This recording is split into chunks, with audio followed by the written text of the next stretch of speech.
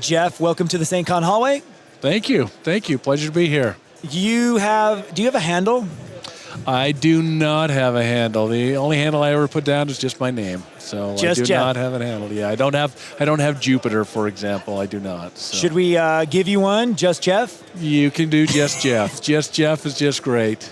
Not Jeff, JustJeff. Yeah, we could. Yeah, we could go with Jagly. So yeah, Jagly, like my email used to be, Jagly. So. Jagly, perfect. Yeah.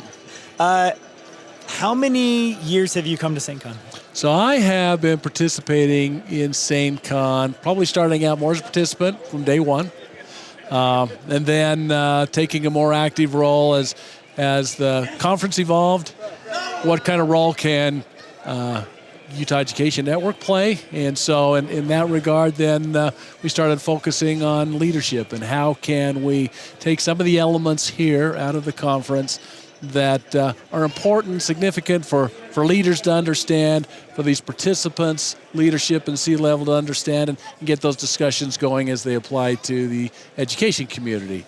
So I've been part of the leadership track since the day it started, and I would think the year it started was probably the first time you moved into this facility, because you'd been moving all around the state. I remember being down in Richfield for a long period of time. I think the very first one we had was up there at the Eccles Broadcast Center a million years ago. But since you've been in this facility, I think we've been doing the leadership track until this year, where we transitioned to the education community, which was a perfect transition and perfect timing. So having a role in that, I've always had some kind of role, and so I spend most of my time upstairs with educators and leaders that come to participate in the conference. So UEN has not provided any assistance or any help or any part of this con ever, right? Not ever. Yeah. Always some kind of role, some kind of participation. Want to be part of the community, want to contribute, and want to participate. I was being facetious. UEN's been a huge part of this. Always been in there. Huge part of this. Yeah. I think I remember borrowing gear from UEN to even just like put a projector on the screen. Huge part of SAINTCON and where we came from is a huge thanks and effort to UEN. Starting out and then becoming really its own entity very quickly, over time. And I've done the same. I've, brought down various elements that will help us do what we do in our presentations and stuff. But right now, you have everything you need to make this thing a success and go. And it's been a pleasure doing what we do upstairs this week with the education community and great services, great facilities, good events, and excellent response from the attendees up there. So good response on the education community. What's the, if you gave an intro, what is the education community? So the education community is, if we look at this, and this really goes back into a discussion earlier this year with Troy, when SAINTCON started, the bulk of the participants came out of K-20. Yep.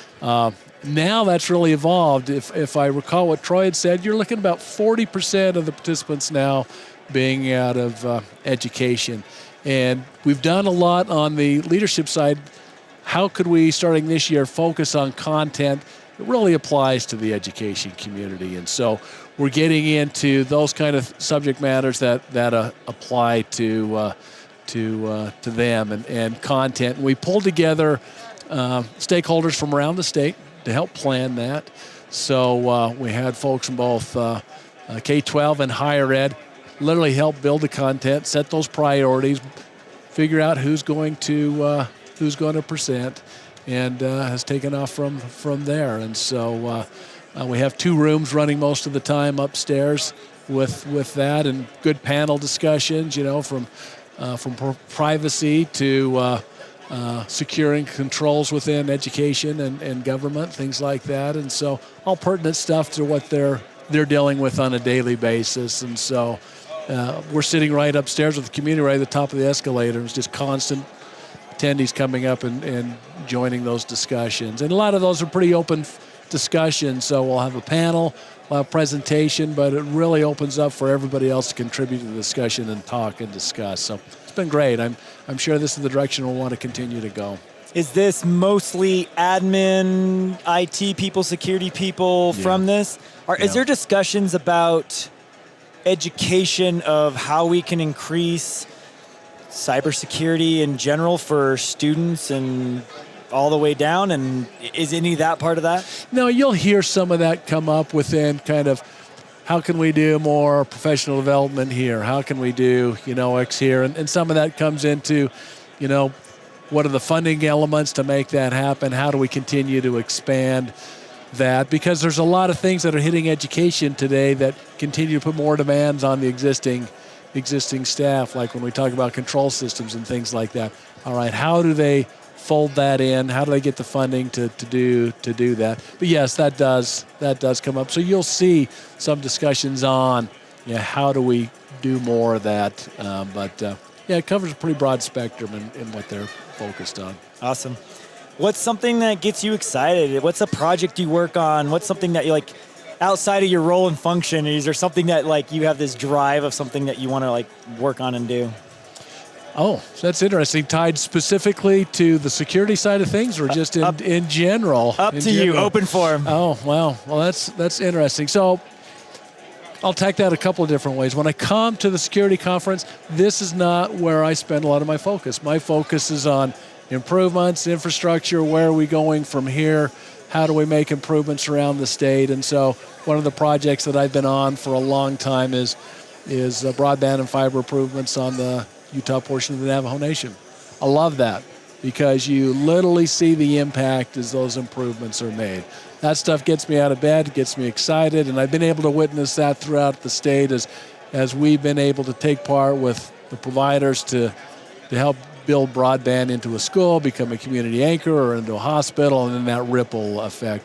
When I come here, I love it just because so much of this isn't something part of my daily life, and so I love to hear from the experts as to what's going on, things I should be thinking about, just as anybody that is out there, in this space, on the network, from a resident to somebody who's part of UETN in a professional capacity. And so I love the stuff we're doing here and what I can take away and learn. I love the stuff like Dave Packham brings in that's so unique and different, and adds a fun element to the event as well. So, and then on the other side, personal side, music.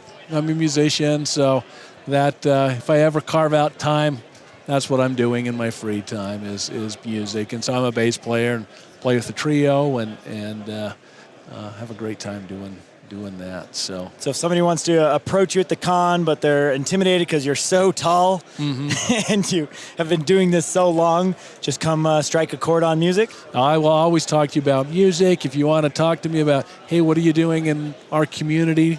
What are some of the new things that UETN's going to be doing in our area?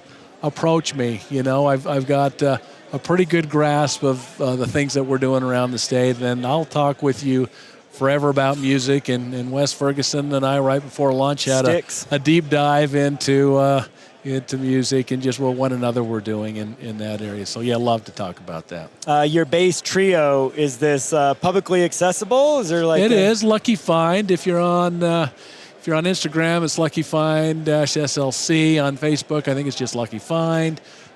We tend to do, special events, and then we play a lot of the brew pubs around the Wasatch Front, and so you can often find us at one of those. This Friday, we're at Uinta Brewing, for example. So we play out once to twice a month. We're all professionals. We all have full-time jobs, and so that's about the cadence we can go out and play live and be able to do that, but it scratches that itch. It's a lot of fun.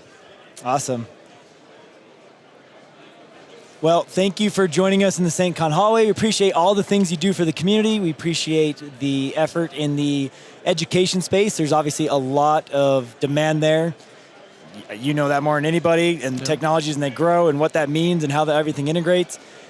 Thanks for all the support for all the years from UEN and helping kickstart or incubate SAINTCON to where it is.